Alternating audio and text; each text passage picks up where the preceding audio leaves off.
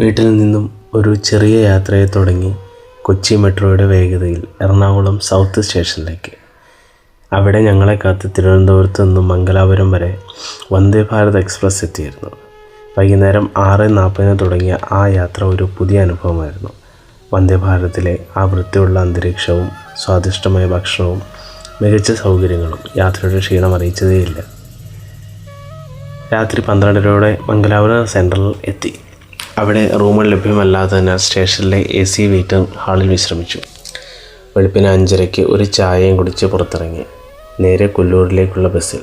പ്രകൃതി ഭംഗി ആസ്വദിച്ചുകൊണ്ടുള്ള ആ ബസ് യാത്ര കഴിഞ്ഞ് 9 മണിയോടെ പുണ്യഭൂമിയായ കൊല്ലൂരിലെത്തി.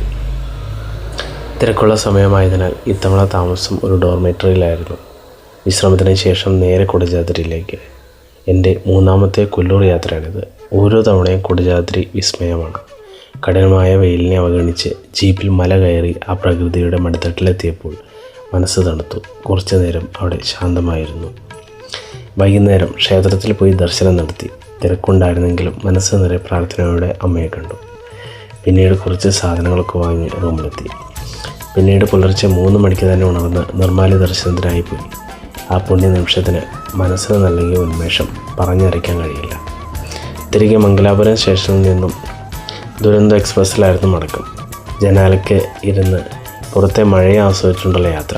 കോഴിക്കോട് മാത്രം സ്റ്റോപ്പുള്ള ആ യാത്ര കഴിഞ്ഞ് വൈകുന്നേരം 6:00 എറണാകുളത്ത് തിരിച്ചെത്തി. വീണ്ടും മെട്രോയിൽ കയറി വീട്ടിലേക്ക് മടങ്ങുമ്പോൾ മനസ്സിൽ ആ പുണ്യയാത്രയുടെ ഓർമ്മകൾ മാത്രം.